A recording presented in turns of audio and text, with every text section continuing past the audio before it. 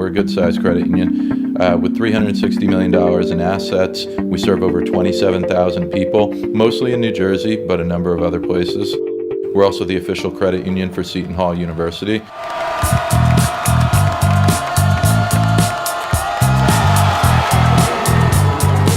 We're all over Prudential Center when they have the men's basketball games, so we're a prominent sponsor for the athletics as well.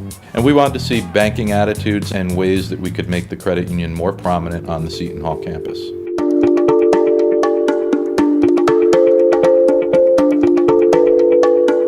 You get paired up with this company and you don't really know who the person is until you go and meet them for the first time. Definitely nervous, to say the least, because you never have experience working with someone that high up in a corporation before.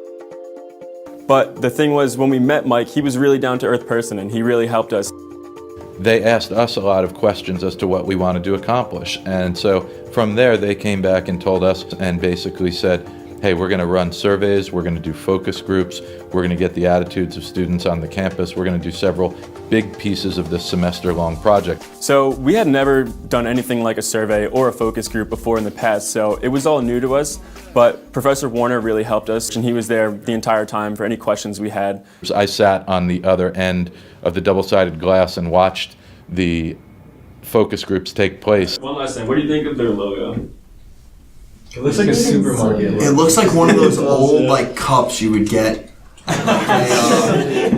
There were times when you want to jump through that glass and you want to say, no, that's not what we're doing. And there are other times where you're like, okay, they get that. But either way, it was enlightening. Students check for free, like they don't have a minimum balance. So that's definitely something good. Some of the things that we thought were marginally important were extremely important. And some other things that we thought were extremely important were still important, but significantly less, such as having branded debit cards to Seton Hall. And people were intrigued by that, but it wasn't the priority item. The priority item was free ATMs and nearby branches, and so it kind of turned us upside down on the way we were thinking about what we needed to accomplish. I think the value that the market research class has is that to conduct a focus group and conduct research online through internet surveys, it really does give you confidence in knowing that you are experienced in market research and you know what questions to ask and you know what you're looking for out of the data. And once you step back from the fact of, I can't believe they're not getting that, and you realize there's a reason why they're not getting that, then you can go ahead and make effective changes to try and make the program better and make yourself more marketable to everyone involved.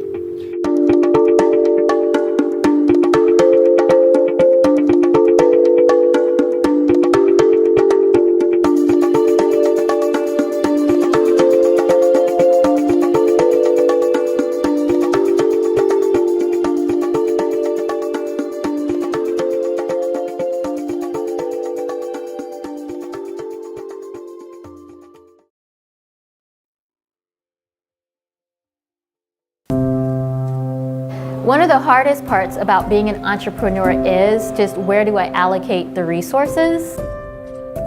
So then I have to learn to delegate to other people.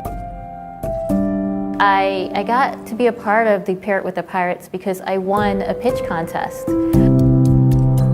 And this was the grand prize, and it was just blew me away because it was exactly what I needed at that time.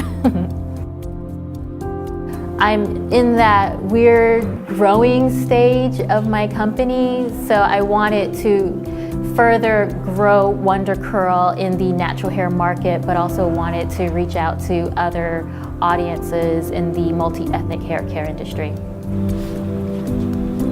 I was on a team with 3 women and 2 men. I was one of the guys. And I just had no idea what hair care products were. I use shampoo and that's about it. And they have different hair types and everything, so you could be a curly A or a curly C, and that's completely different from a wavy B or something like that. The products really are for all different curl types. So working with the team, we did a focus group and then, the online survey.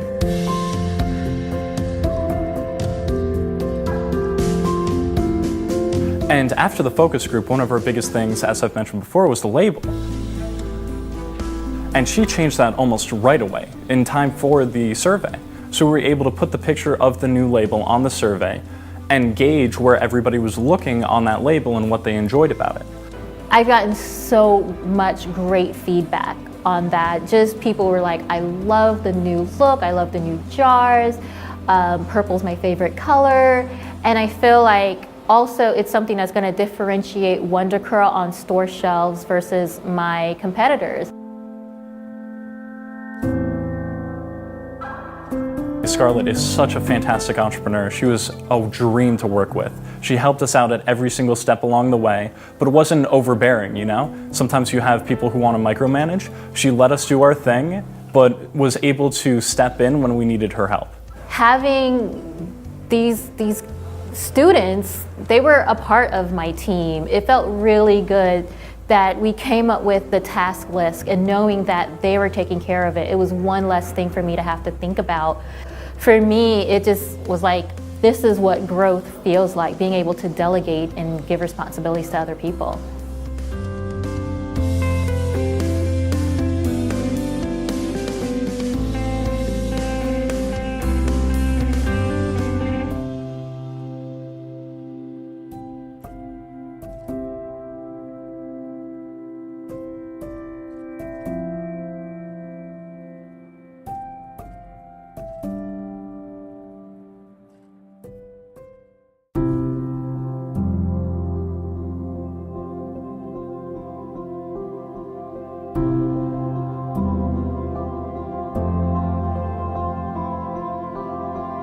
So this is actually my community library. I grew up in Mendham Township and I still live here today.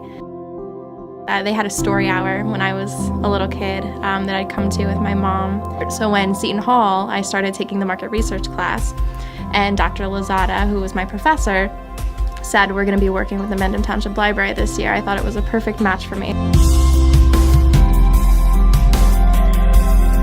The library had definitely taken the feedback that patrons had given them from the first project 2 or 3 years prior and implemented it. For a while, the library had kept the same books in rotation, so it was nice because now you see, New York Times bestsellers on the list. They now have a Kindle program where you can, instead of renting out a book, you rent out a Kindle. But we found out far more than that. It was wonderful to get feedback from people using our library that our number one asset is our staff. So our library director, Stephanie Cotton, and her staff were a reason why people came here.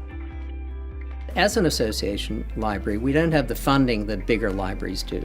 We get funds from the township, and that's great, but we need those funds supplemented by residents. So we asked some questions in that area. So my original team was there perceived change, and then the fundraising team did a lot of research on what would be the best way to raise funds for the Mendham Township Library.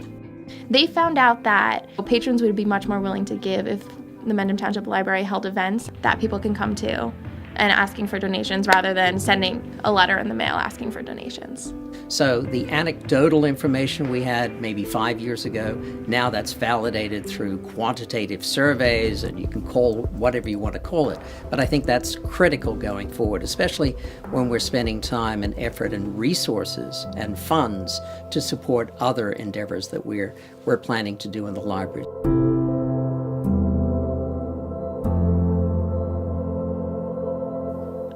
It's so much different from the way it was when I was a child. There's so much growth in the library. The book selection is bigger, the library itself is bigger.